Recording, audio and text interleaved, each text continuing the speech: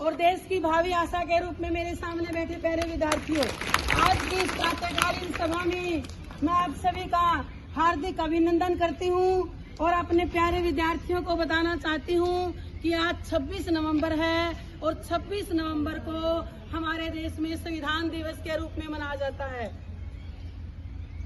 क्योंकि इस दिन 26 नवंबर को हमारा संविधान बनकर तैयार हुआ था।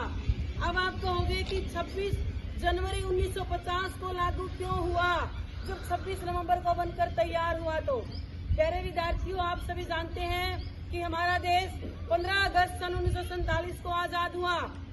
और जब हमारा देश अंग्रेजों से आजाद हुआ तो हमें अपना देश चलाने के लिए एक संविधान चाहिए था, कानूनों का दस्तावेज जिसके आधार पर हम अपने देश को आगे लेकर जाएं, प्रगति के पथ पर लेकर जाएं, ऐसे कानून हमें चाहिए थे।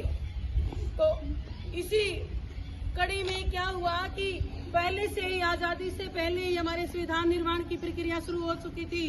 हमारी संविधान सभा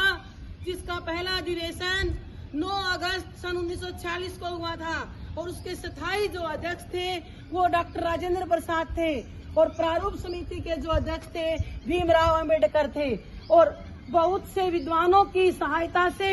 इस 2 वर्ष 11 महीने 18 दिन के अथक प्रयास के बाद हमारा संविधान बनकर तैयार हुआ और ये 26 नवंबर सन 1949 को बनकर तैयार हुआ। लेकिन ये 26 जनवरी को लागू क्यों हुआ, इसके पीछे भी हमें 26 जनवरी 1950 को ही लागू क्यों हुआ, इसके लिए हमें 20 साल पीछे जाना होगा, जब हमारा देश अंग्रेजों का गुलाम था। और सन 1930 में हमारे देश के नेताओं ने अंग्रेजों को ये चेतावनी दे दी थी कि हम पूर्ण स्वराज्य की मांग करते हैं, हमें कुछ कानूनों में सुझाव, ऐसी चीजें नहीं चाहिए, हमें चाहिए पूर्ण स्वराज्य यानी पूरी आजादी। और लाहौर में एक अधिवेशन हुआ, वो दिन था 26 जनवरी सन 1930 का और उस दिन हमारे देश के जो प्रथम प्रधानमंत्री बने बाद में पंडित जवाहरलाल नेहरू जी की अध्यक्षता में वो सम्मेलन हुआ और वहाँ पर लाहौर में जो उस समय पंजाब की राजधानी थी वहाँ पर रावी नदी के किनारे अधिवेशन हुआ और पूर्ण स्वराज्य की मांग की गई और उसके बाद हर 26 जनवरी को हमारा देश पूर्ण स्वराज्य अपने देश की आजादी मनाता था। लेकिन बाद में क्या हुआ, देश कब आजाद हुआ, 15 अगस्त को। तो 15 अगस्त को तो हमने स्वतंत्रता दिवस मनाया और अब 26 जनवरी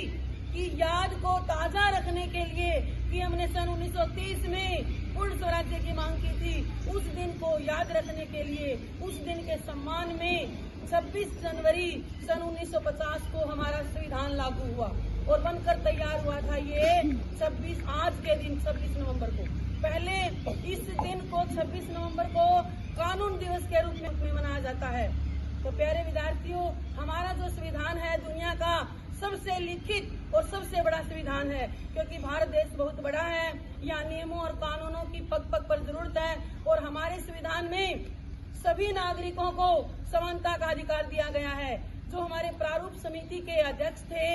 डॉक्टर भीमराव अंबेडकर, उनका इसमें विशेष योगदान रहा, क्योंकि वो निम्न जाति से संबंध रखते थे और उन्होंने समाज की बहुत सी यातनाएं सहन की। प्यारे विद्यार्थियों, मैं आपको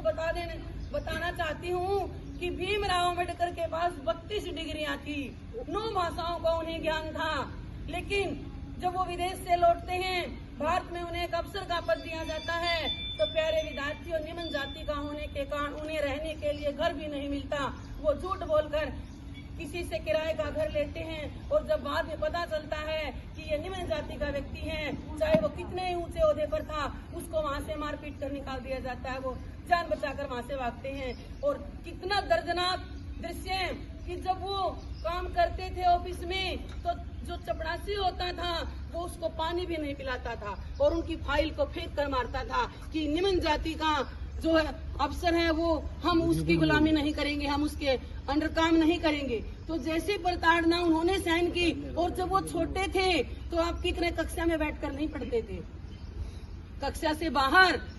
बाहर बैठकर पढ़ते थे वो, और कक्षा की बातों को बड़े ध्यान से सुनते थे। अध्यापक उनसे कोई प्रश्न भी नहीं करते थे क्योंकि वो निम्न जाति के थे। उन्होंने समाज में अपनी जातियों के प्रति इतनी प्रताड़ना सहन की, तो उन्होंने अपनी माँ से पूछा कि माँ, हम निम्न जाति के क्यों हैं, हमें समान अधिकार क्यों नहीं है। तो माँ ने कहा, बच्चे को जैसे माँ बहका देती है कि बेटा ऐसा लिखा हुआ है। तो उन्होंने कहा कि कहाँ लिखा हुआ है? तो पता नहीं बेटा, मुझे भी नहीं पता इस बात का, लेकिन हमारा समाज इन नियमों को मानता है। तब उन्होंने, छोटे से बच्चे थे, उन्होंने कहा था, माँ मैं भी एक ऐसी पुस्तक लिखूंगा कि जिसमें सारी जातियां, मनुष्य, हर वर्ग, हर जाति, हर समुदाय, हर संप्रदाय को समानता का अधिकार होगा। और हमारे संविधान बनाने में हमारे डॉक्टर भीमराव अम्बेडकर का बड़ा ही अहम योगदान रहा, और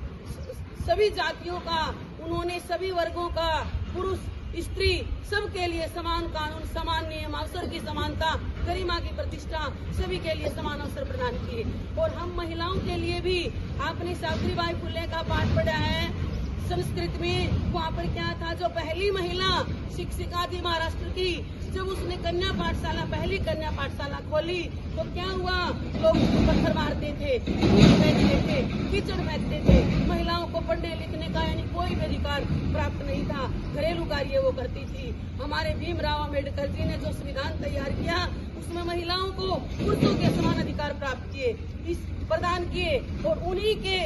बदौलत आज हम इस खुली हवा में सांस ले रहे हैं और हमारा देश प्रगति के पथ पर जा रहा है। तो प्यारे विद्यार्थियों, आज